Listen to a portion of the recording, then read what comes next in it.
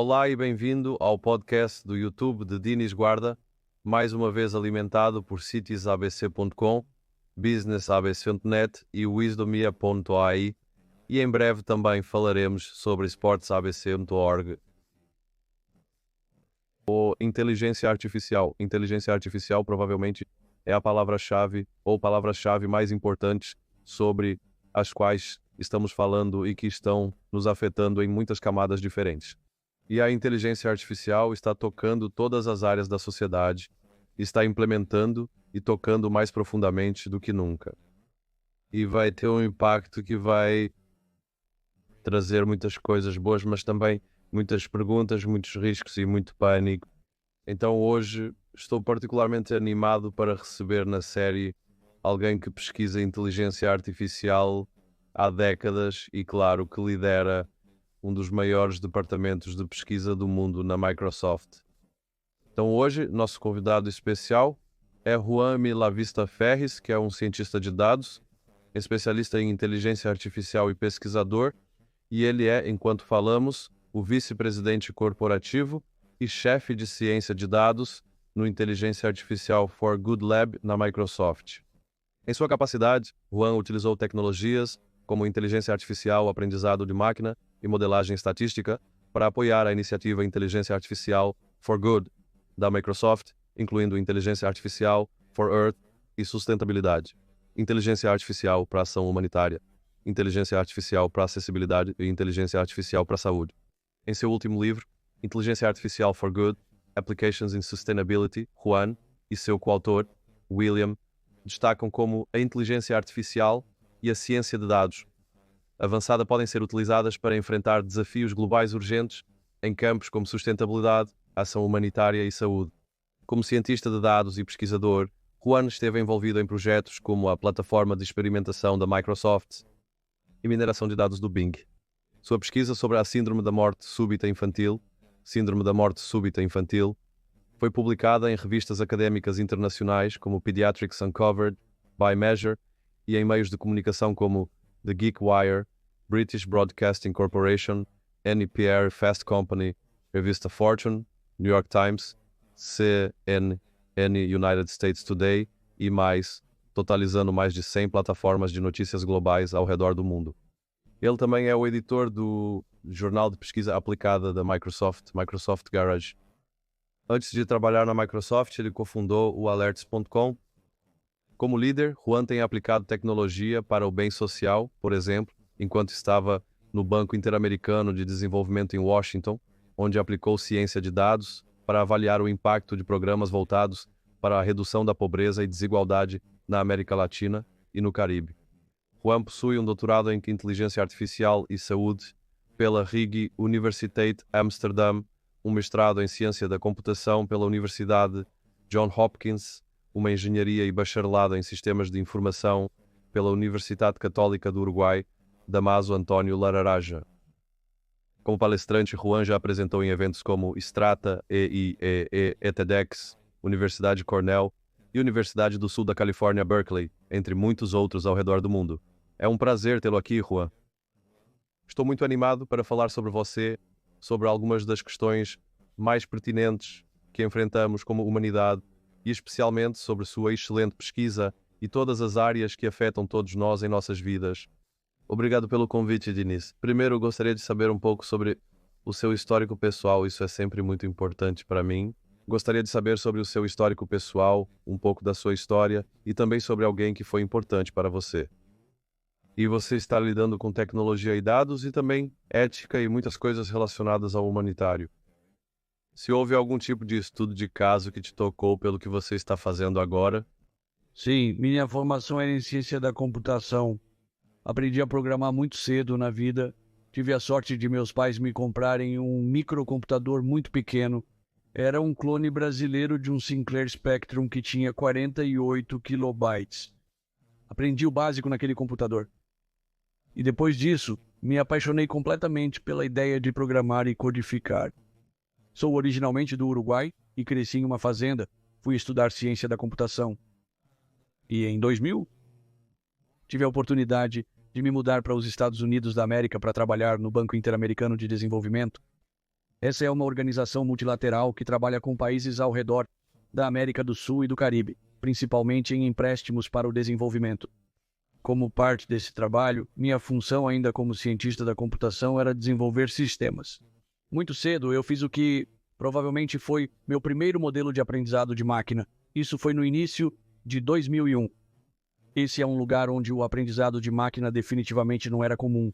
Queríamos prever qual projeto do banco tinha mais chances de não ser bem-sucedido ou o contrário de muitas maneiras. Qual projeto terminaria a tempo. Até aquele ponto, eu sempre gostei do conceito de ciência de dados, mesmo que todo o conceito, a ideia de ciência de dados não existisse. Existia uma ideia de mineração e uso de dados por meio de algoritmos. E então, a partir daí, fui estudar um mestrado em ciência da computação, com foco específico no que naquele ponto era chamado de mineração de dados, que de muitas maneiras era uma combinação entre ciência de dados e aprendizado de máquina. E então, em 2007, final de 2007, início de 2008, me mudei para Seattle para criar uma startup. Depois que terminei meu mestrado, eu queria, para mim, trabalhar no Banco Interamericano de Desenvolvimento. Aprendi muito. Trabalhei com economistas. Aprendi muito sobre causalidade ao trabalhar com economistas. Mas o que eu queria fazer naquele ponto da vida era tentar criar uma startup. Então me mudei para Seattle para criar uma startup chamada Alerts.com. Alerts.com era uma startup que visava combinar diferentes tipos de alertas, desde escolares até preços de gás, centralizando-os em um único lugar. Levantamos nossa primeira rodada de financiamento por volta de março de 2008. Esperávamos levantar a segunda rodada de financiamento por volta de novembro de 2008. Naquele ponto, o mercado desabou. Depois disso, decidi me mudar para uma empresa de verdade. Eu entrei para a Microsoft e entrei para a Microsoft trabalhando.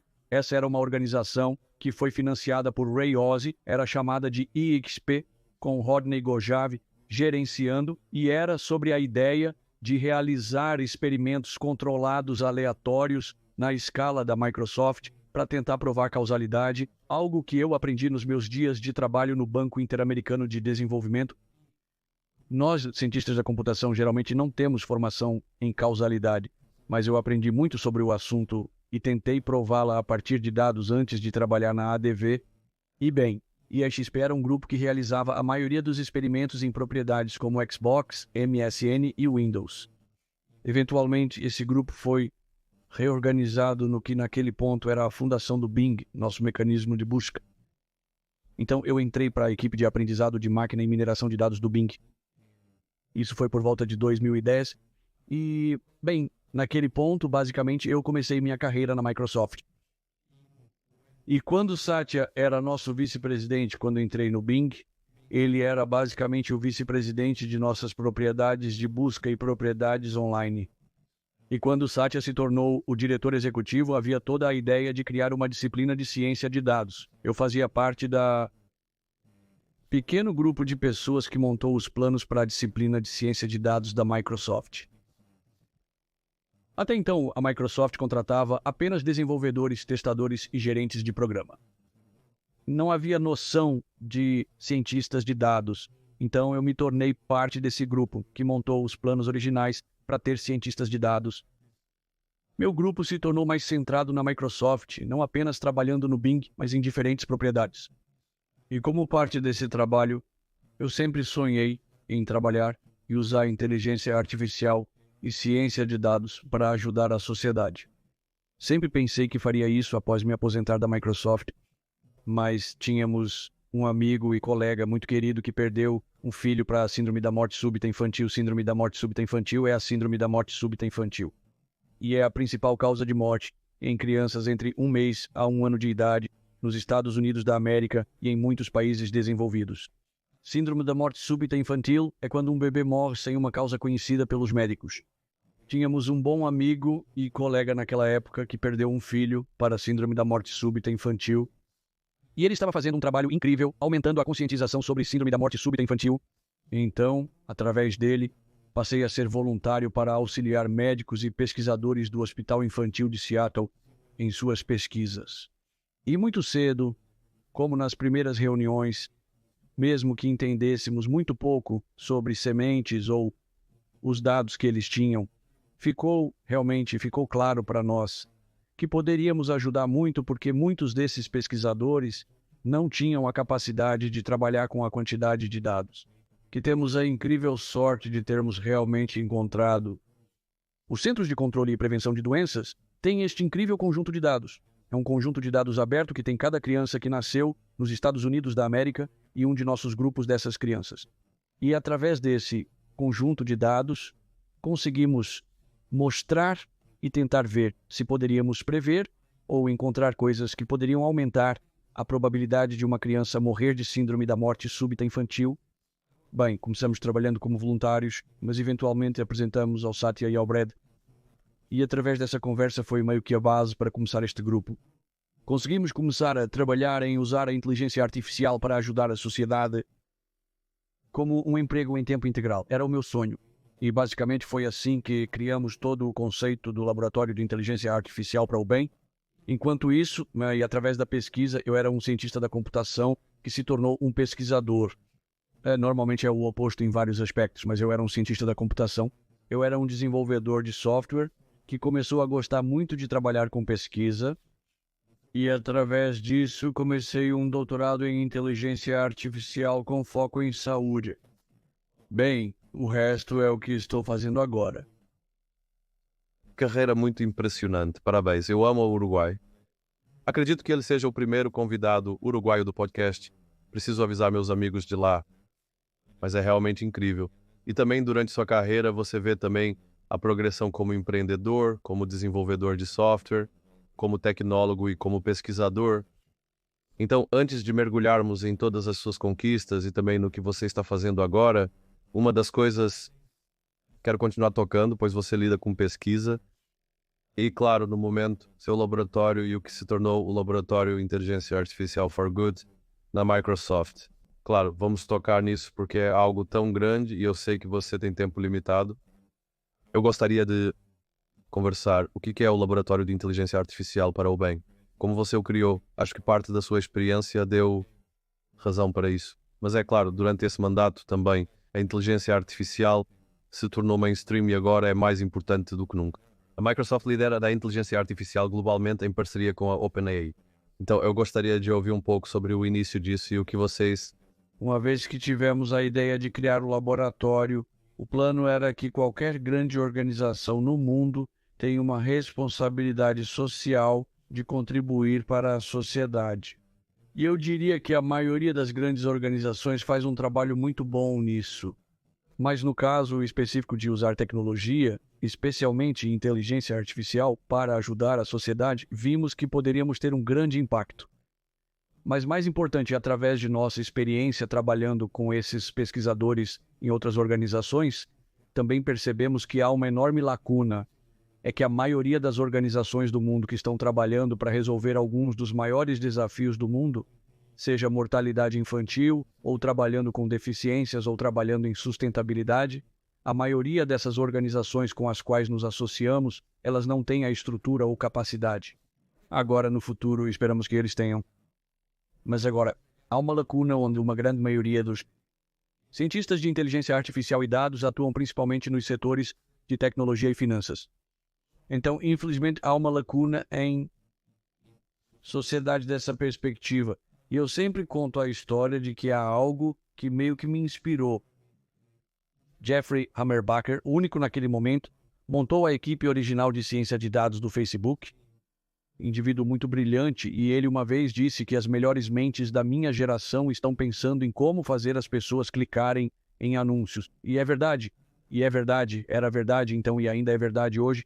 E eu não estava trabalhando em anúncios quando ouvi essa citação, mas estava trabalhando em ser assim, que, a propósito, o gênio proporciona um valor incrível para a sociedade, mas parte do trabalho também era tentar entender, não necessariamente quantas pessoas clicam em anúncios, mas entender os anúncios como consumidores também. Foi um chamado à ação particularmente para mim, e então eu certamente queria ver como poderíamos ajudar, mas, resumindo, mesmo garantindo o problema de garantir que as pessoas cliquem em seus anúncios e o problema de entender quais famílias têm maiores chances de ter um filho morrendo de síndrome da imunodeficiência adquirida, mesmo que esses dois problemas não possam estar mais distantes do ponto de vista social. Do ponto de vista de uma sociedade doente, esses problemas são basicamente iguais. Muitos desses problemas, seja você procurando por uma casa que foi destruída e querendo entender quantas casas foram destruídas por causa de um terremoto, ou você está procurando por algo específico, áreas de câncer em uma tomografia computadorizada, muitos desses problemas por baixo, eles são apenas dados. Para resolver esses problemas simples do ponto de vista do tamanho dos dados e da inteligência artificial, é necessário trabalhar com especialistas que entendem os dados. Então, como parte disso, eu acho que do retorno do investimento, do impacto dessa responsabilidade social, fazia mais sentido para nós, em vez de doar capital ou dinheiro para algumas dessas organizações, doaríamos nossas habilidades. Nós doaríamos nosso tempo. O motivo é que essas organizações não têm estrutura ou capacidade para contratar pessoas como a Microsoft poderia. Fazia mais sentido. E essa foi toda a base da equipe. E nós pensamos hoje, olhando para trás 5 anos, foi certamente a decisão correta. Acreditamos que o tipo de retorno do investimento do ponto de vista social, doar suas habilidades e ajudar a ensinar organizações é mais valioso. Parte do que fazemos não é apenas trabalhar com eles para tentar resolver os problemas, mas tentamos fazer uma transferência de conhecimento para que se tornem autossustentáveis. Então, é basicamente assim que imaginamos a equipe. E bem, uma vez que começamos, o que queríamos fazer era tentar procurar os parceiros certos, as organizações certas e os pesquisadores certos que pudessem trabalhar conosco para ajudá-los a resolver grandes desafios mundiais. É incrível e parabéns, porque isso é mais importante do que nunca, né? Provavelmente quando você começou, você já sabia da urgência, mas agora é ainda mais urgente. Então, na sua capacidade como vice-presidente e chefe de dados científicos no laboratório i4Good, você tem se concentrado em 4 áreas que eu vejo, provavelmente se você tentar resumir. Então, inteligência artificial para a Terra, inteligência artificial para a ação humanitária, inteligência artificial para acessibilidade e inteligência artificial para ajuda. Uma das coisas interessantes que vocês estão fazendo, que quero destacar para o nosso público, é que 33 milhões de pessoas são afetadas pela insegurança alimentar. Esses são alguns dos desafios que você está enfrentando e trabalhando, e é importante que você coloque os links para o seu próprio site e alguns outros sites relacionados. Declínio de 50% na vida selvagem do planeta desde 1971,3 bilhões de pessoas, 1 em 6 nos Estados Unidos da América, vivem com uma deficiência. Você toca nisso e 50% das pessoas globalmente têm acesso a serviços de saúde essenciais, apenas 50%. Então, quando você toca nessas 4 áreas, vou repetir apenas inteligência artificial para a Terra, inteligência artificial para a ação militar, inteligência artificial para a acessibilidade, inteligência artificial para a saúde. E claro, você está em uma empresa que é a maior empresa do planeta, ou entre as 2 maiores. Como você aproveita o trabalho e a pesquisa que estamos fazendo nessas 4 áreas, então? Trabalhamos nessas, são 4 áreas que gostamos, percebemos que somos o tipo de fundação, de muitas maneiras, a fundação do planeta, e áreas onde também poderíamos ajudar, no caso da Terra, ou chamamos agora de sustentabilidade, né? Esses são projetos onde você poderia ir por exemplo, estamos trabalhando em projetos agora. Então, em colaboração com organizações na Colômbia, trabalhando para tentar entender e medir, não apenas medir o desmatamento, mas também detectar o desmatamento ilegal na Amazônia. No caso de deficiências, acreditamos particularmente na última onda de modelos de visão, de grandes modelos de linguagem, mas com um componente de visão. Como você disse, temos 1,3 bilhões de pessoas 1,3 bilhões de pessoas no mundo com uma deficiência. Além disso, existem quase 300 milhões de pessoas cegas ou com deficiência visual. Agora, graças a modelos de inteligência artificial como modelos de visão, se você tem um smartphone, eles têm a possibilidade de navegar pelo mundo através desses modelos de visão de uma maneira que não podiam fazer antes. Existem organizações como a BUNCI que se dedicam a essa causa. Temos aplicativos internos na Microsoft, como o Sing Inteligência Artificial, que é um dos nossos parceiros internos, onde eles dedicaram seus esforços de desenvolvimento para ajudar pessoas com deficiências a usar a inteligência artificial para garantir que elas possam navegar pelo mundo. Sempre digo que aqueles que não entendem o valor da inteligência artificial deveriam conversar com pessoas que usam esses aplicativos, pois para elas é um divisor de águas. No caso da saúde e do atendimento médico, como você mencionou, vivemos em um mundo onde 50% da população mundial não tem acesso à saúde. Aqui também aprendemos que existem problemas e que a inteligência artificial não é apenas uma solução, mas a única. O diabetes é a principal causa de cegueira. Você tem mais de 450 milhões de pessoas que sofrem de diabetes e só esperamos que esse número continue aumentando. Apenas a mudança na dieta em todo o mundo irá aumentar. Os médicos esperam que muitas pessoas que sofrem de diabetes irão aumentar, mas você só tem 200 mil oftalmologistas e não é fácil para nós prever que esse número aumentará significativamente. E você precisa examinar as pessoas que sofrem de diabetes para entender se elas estão desenvolvendo nefropatia diabética ou não. Cerca de 450 milhões de pessoas com diabetes desenvolverá nefropatia diabética e, se não tratadas, uma parte significativa ficará cega. Portanto, é extremamente importante fazer essa triagem e mostramos muito cedo e trabalhamos com organizações como a IRS aqui nos Estados Unidos da América, onde você pode construir modelos de inteligência artificial que podem ajudar a rastrear esses pacientes com certamente o mesmo nível de precisão de um bom oftalmologista.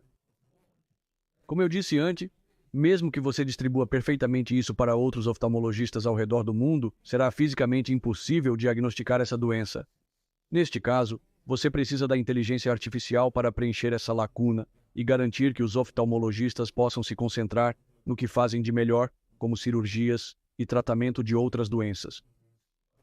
Mas certamente, acreditamos que para coisas como neuropatia diabética, para reduzirmos a quantidade de pessoas que ficariam cegas, precisamos usar a inteligência artificial como sociedade. A inteligência artificial pode ser usada para auxiliar na triagem de pacientes.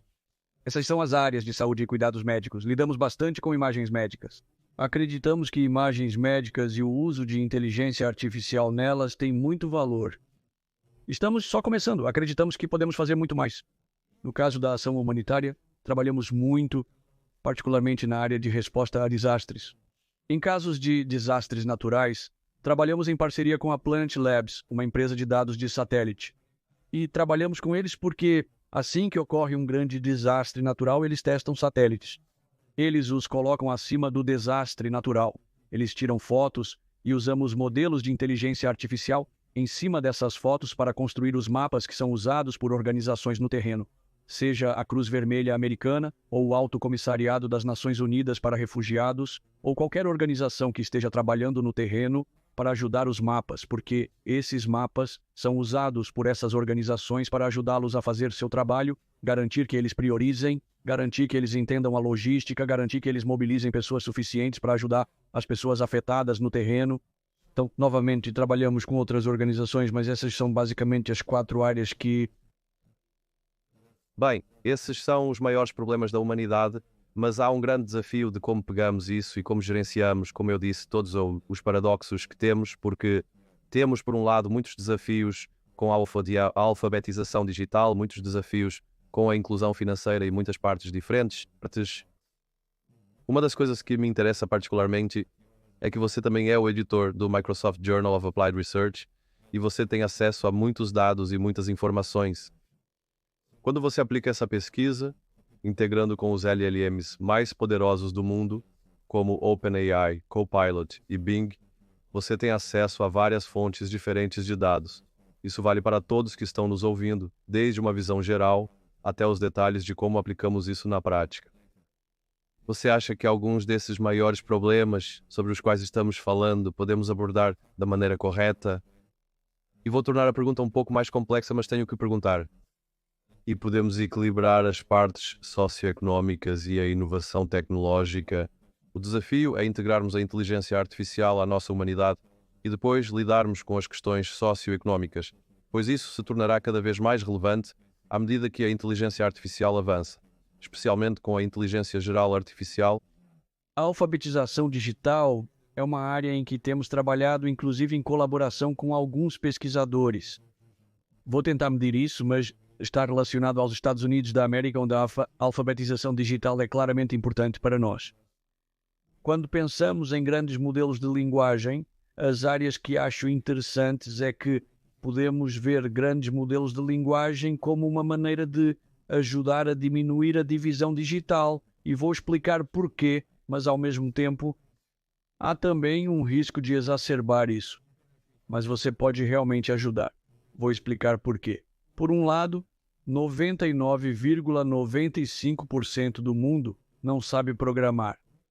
Então, uma parcela muito pequena de pessoas no mundo sabe como programar, mesmo que como sociedade tenhamos tentado ajudar as pessoas a garantir que elas aprendam a programar.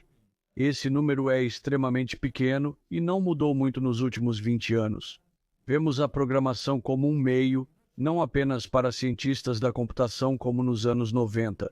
Quando trabalhamos com médicos, como eu disse, estou trabalhando com pesquisadores de sustentabilidade e estamos trabalhando com arquitetos. Todas as disciplinas podem aproveitar a programação para fazer seus trabalhos melhor.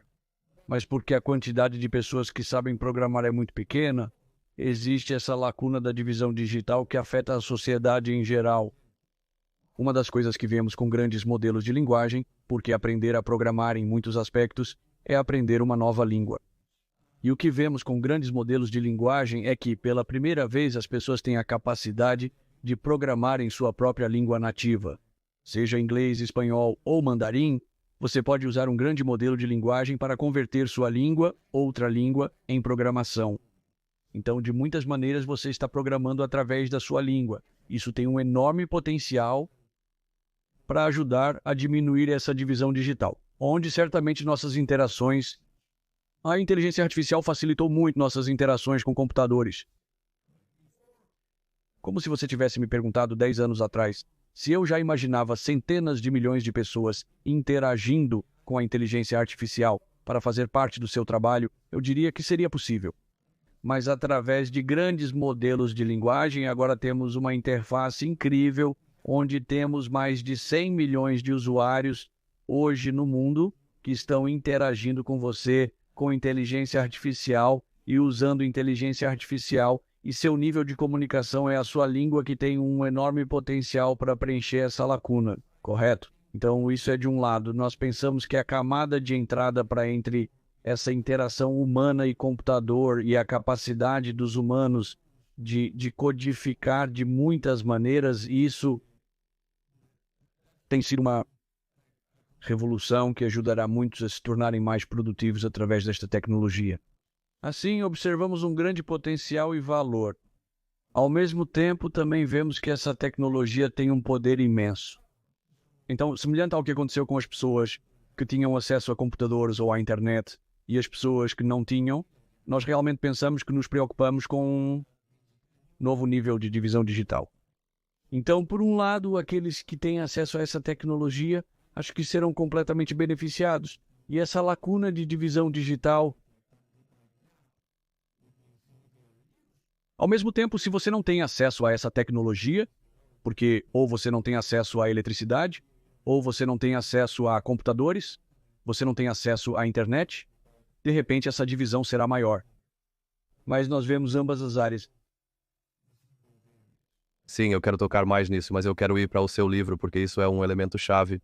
E eu acho que o seu livro, e então para as pessoas que estão nos ouvindo, você é o coautor do livro Inteligência Artificial para o Bem, e é um livro muito poderoso, que toca, bem, muitas das coisas que estamos discutindo aqui, mas é um livro muito positivo e muito pé no chão em termos de estudos de caso e diferentes partes. Para nossos ouvintes, disponibilizaremos todas as informações. Então, o Inteligência Artificial for Good, aplicações em sustentabilidade, ação humanitária e saúde, que foi publicado pela Wiley, e isso com o coautor William B. Weeks e o prefácio de Brad Smith. Vamos falar sobre o livro que você escreveu, abordando todos esses diferentes temas.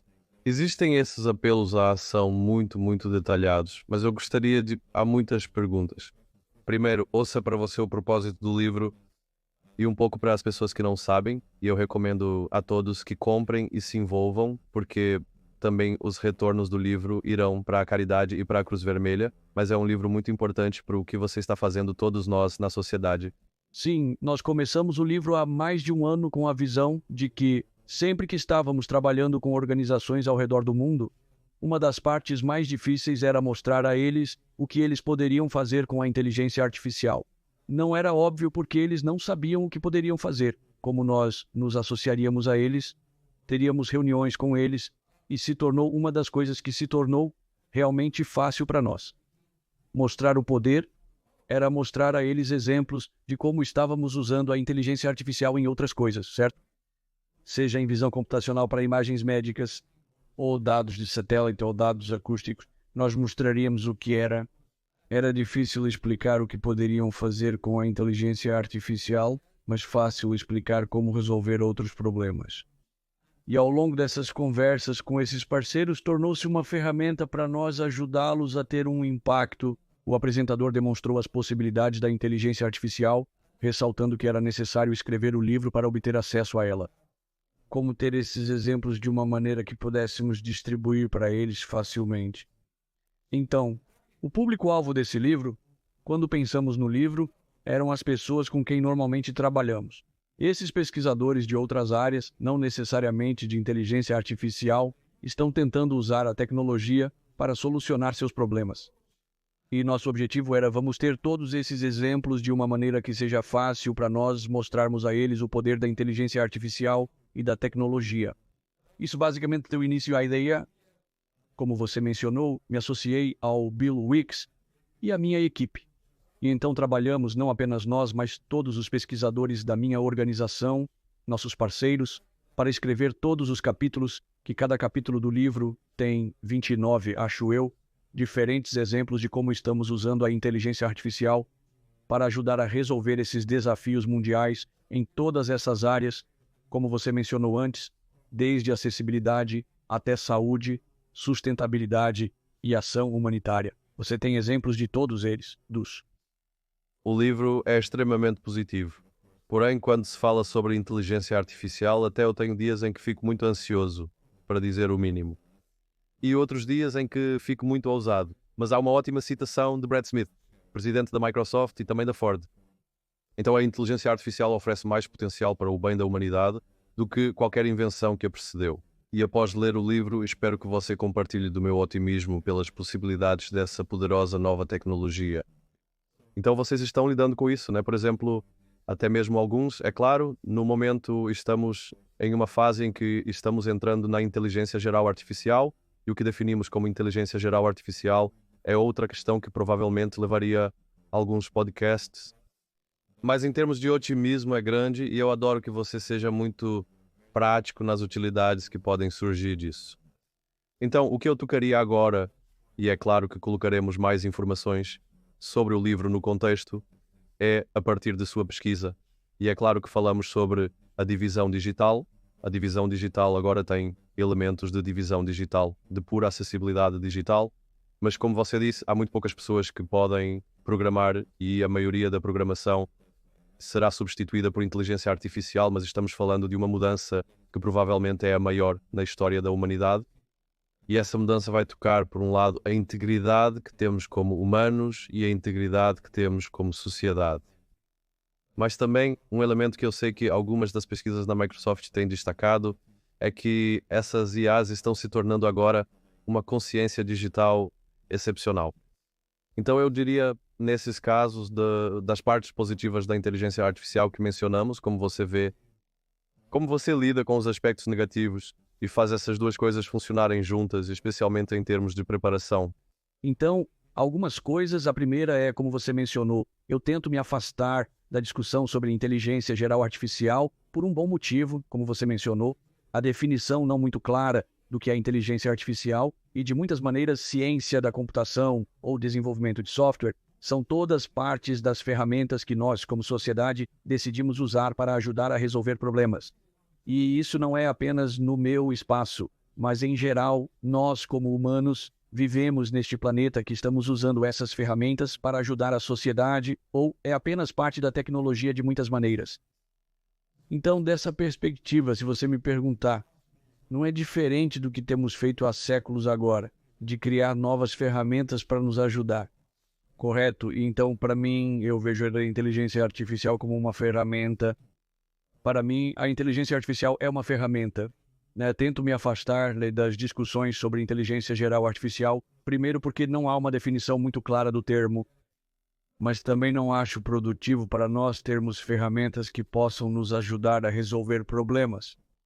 Essa é uma definição muito mais fácil de como estamos usando a tecnologia, que eu começaria com isso, como Brad mencionou em seu livro, e Brad também mencionou em muitas de suas palestras. Qualquer tecnologia correta, esse potencial enorme, não é exclusivo para a inteligência artificial, mas para qualquer tecnologia revolucionária na história da humanidade. Também tem sido, por vezes, usado como ferramenta. E pode ser usado como uma web correta, e isso é algo que nós, como sociedade, precisamos prestar muita atenção. Porque coletivamente precisamos garantir que maximizamos a possibilidade de usar essas ferramentas, essa tecnologia como uma ferramenta e reduzir as chances de que ela possa ser usada como uma arma. A possibilidade de uso indevido dessa tecnologia nunca será zero, correto? Não importa o quanto você possa trabalhar, sempre haverá pessoas que encontrarão maneiras de usá-las de maneira errada para todos os fins, e já vimos isso no caso da inteligência artificial gerativa, onde as pessoas estão usando inteligência artificial gerativa, às vezes, para enganar pessoas através da clonagem de vozes para criar deepfakes. E essa é uma área em que também trabalhamos. Minha equipe tem trabalhado no último ano, usando tecnologia de inteligência artificial para ajudar a detectar alguns dos deepfakes e tentar entender melhor a estrutura ampla, melhor educar o público sobre esses problemas. Eu sou sempre otimista. Vejo o risco para esta tecnologia, mas também, quando olhamos para a história da humanidade, algo comum é que a sociedade trabalha junta para garantir que, no final, estamos usando e estabelecendo as bases corretas para maximizar o uso de ferramentas e melhorar como sociedade.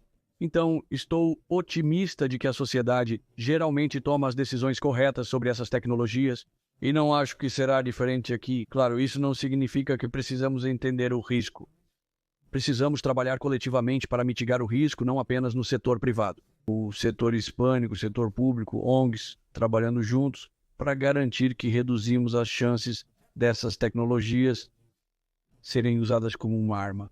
E é por isso que para nós, e isso é algo que não começamos há 2 anos, com toda a concepção do transformador de pré-treinamento generativo, começou muito antes, a ideia toda de inteligência artificial responsiva e ter um framework de inteligência artificial responsiva, porque vimos muito cedo que havia riscos e precisamos garantir que as pessoas entendam esse risco e garantir que mitigamos o máximo possível esse risco.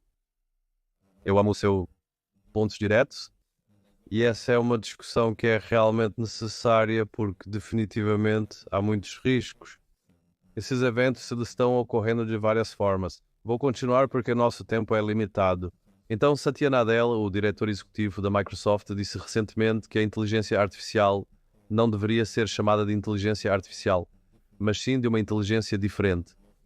E principalmente a sugestão, e citando novamente que a inteligência é distinta da inteligência humana, sim, afirmou que deveríamos chamá-la de inteligência diferente porque eu tenho minha própria inteligência e não preciso de inteligência artificial. Sei que este foi o contexto de vários problemas relacionados a algumas partes finais e diferentes, mas quero tocar neste ponto específico. O que você está dizendo é sobre a ferramenta e seu componente, mas, por exemplo, eu também entrevistei recentemente outro dos maiores pesquisadores em inteligência artificial e uma das coisas que venho descobrindo é definitivamente que, mesmo sendo uma ferramenta, agora é uma ferramenta que pode realmente pensar por si mesma. E Nick Baldron, que provavelmente também é um ex-pesquisador de Oxford, surgiu com a ideia do ser digitalmente consciente e seu novo livro toca nisso. Então, no seu livro, você olha para as capacidades da ferramenta e coisas muito concretas, porque vocês estão trabalhando em algumas das maiores organizações do mundo. Então, eu gostaria de olhar para a sua confiança na pesquisa e a ideia da ferramenta, e vou olhar para a pesquisa, a ferramenta, o impacto, mas também essa ferramenta é uma ferramenta que começa a ter uma ação própria, especialmente com agentes de inteligência artificial e tudo o que está acontecendo. Então, como você vê isso e essa inteligência diferente? Então precisamos entender que não importa o quão sofisticados sejam esses modelos, seja você usando um modelo de linguagem grande com 1 trilhão de parâmetros no final do dia. Estamos apenas falando sobre multiplicação de matrizes, algo que é simplesmente matemática. Quando pensam em inteligência artificial, às vezes as pessoas esquecem disso. Não existe, e é por isso que, sim, eu não gosto, eu não acredito na ideia toda de seres sencientes ou coisas assim.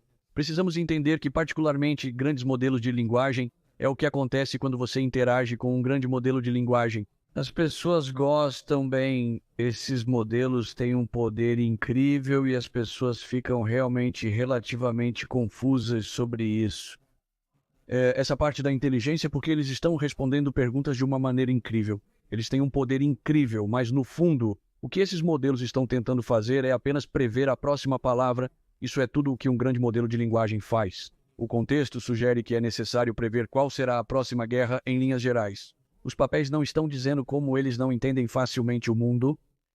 Eles estão aprendendo de um enorme corpus de dados que é muito do conteúdo na web aberta, é onde está a grande maioria do conhecimento humano. Como civilização, esse é o nosso mais importante. Dados abertos e web aberta permitem que grandes leis aprendam com todos esses dados.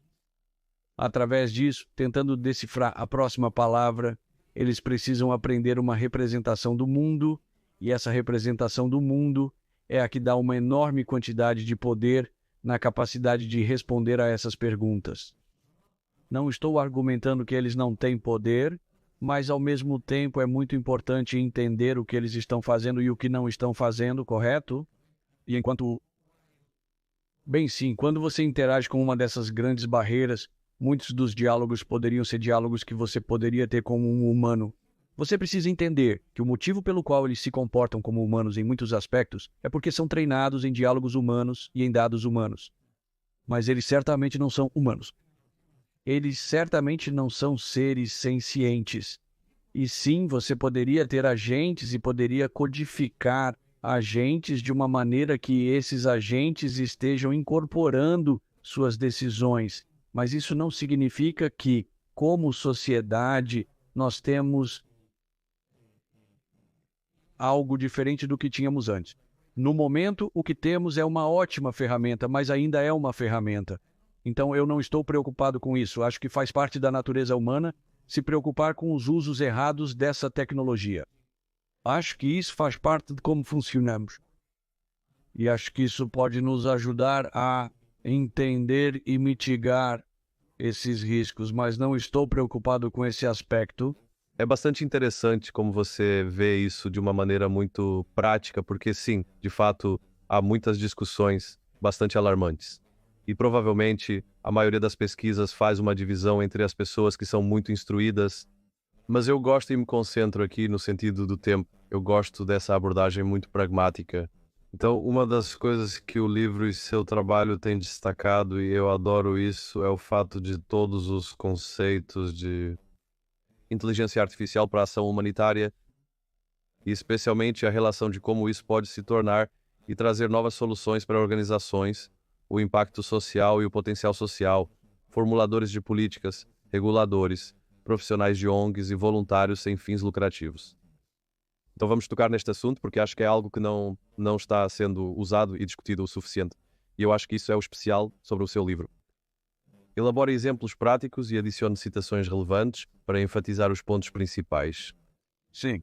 Então, como mencionei antes, um dos principais casos de uso para nós tem sido sempre que há um desastre natural.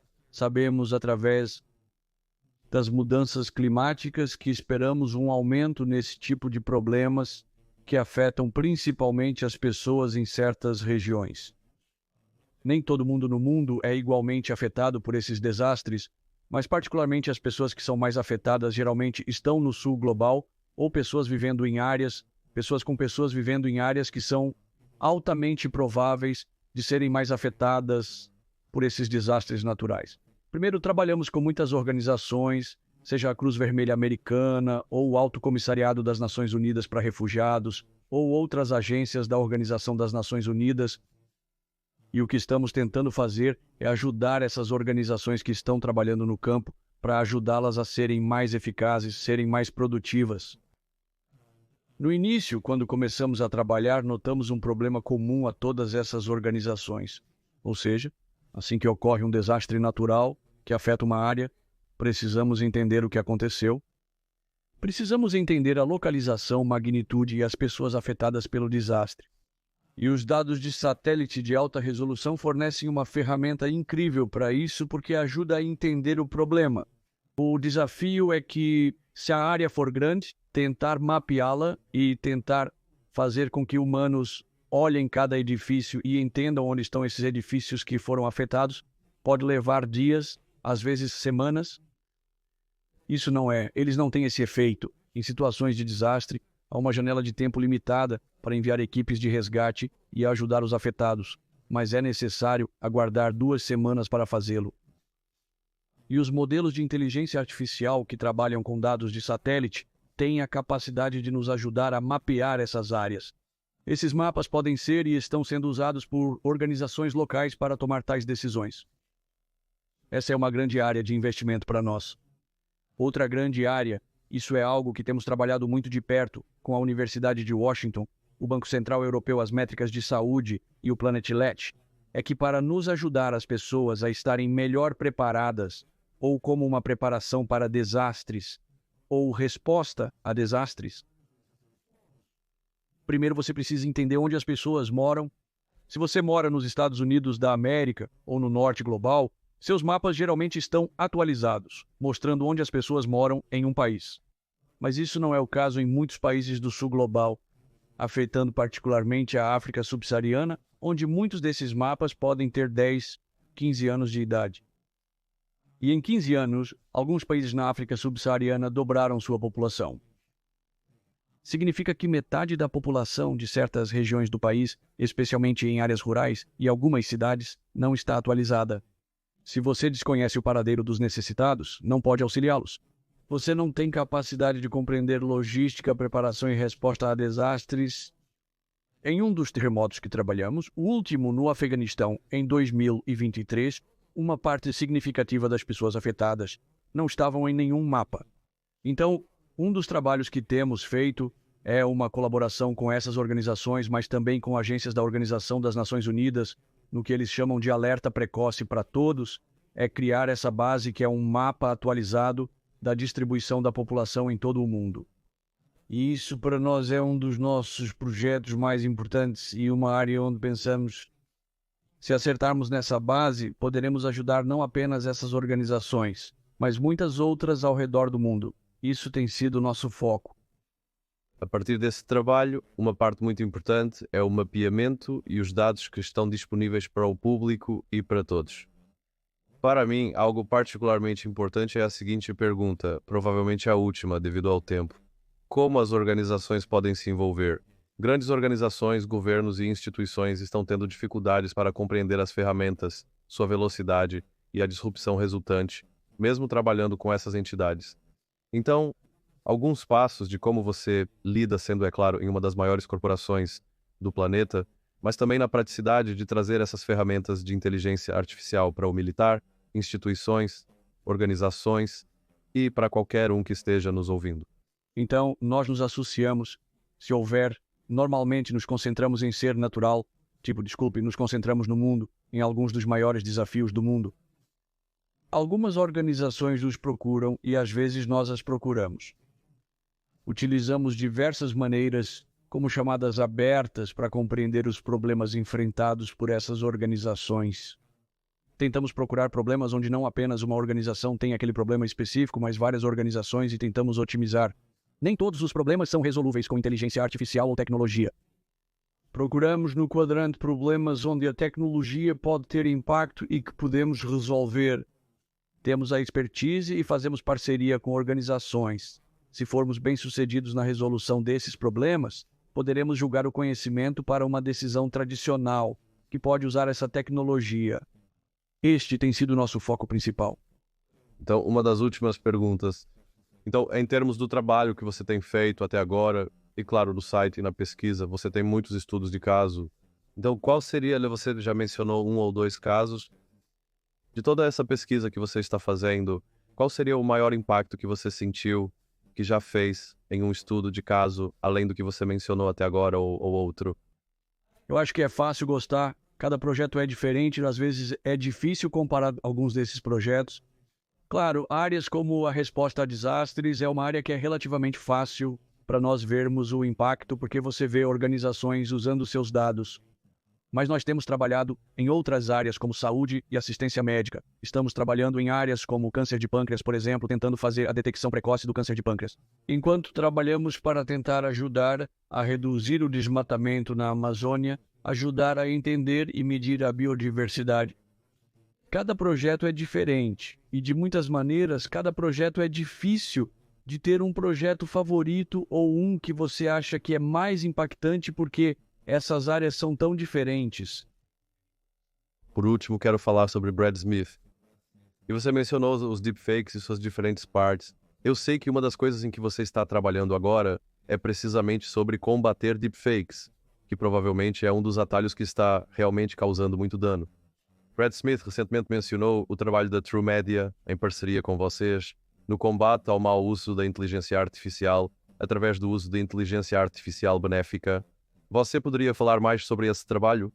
Trabalhamos com a True Media e Oren Jenny, um excelente pesquisador.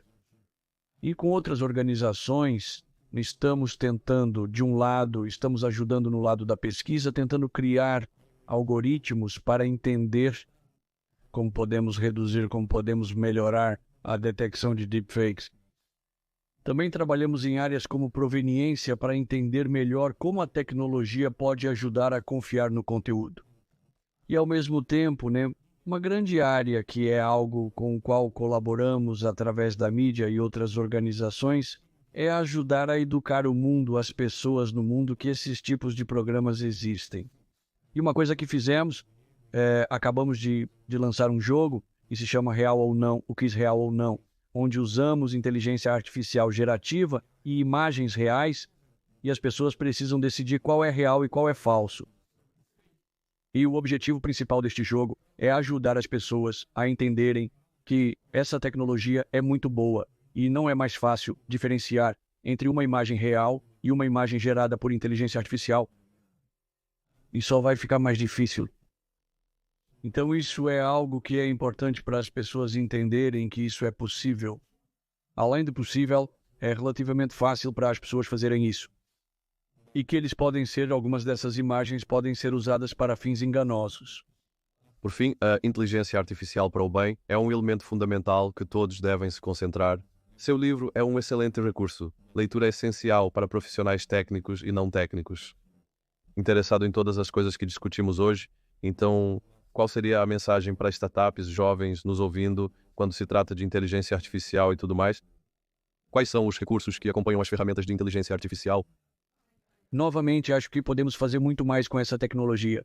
Acho que isso é apenas o começo de como podemos usar essa tecnologia para o bem.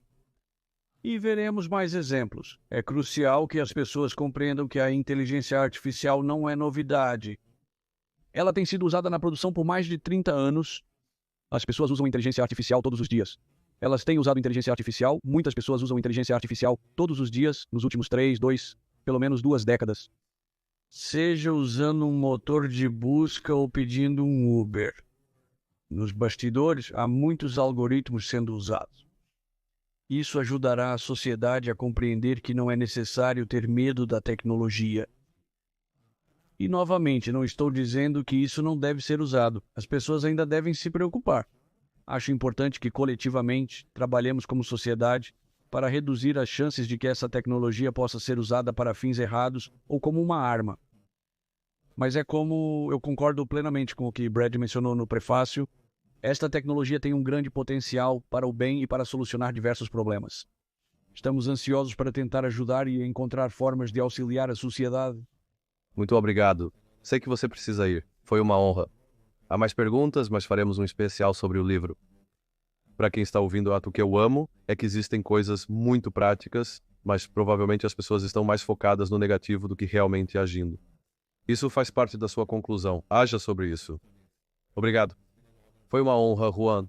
E eu acho que este trabalho é mais importante do que nunca para todos nós. Muito obrigado. Muito obrigado pelo tempo. Obrigado.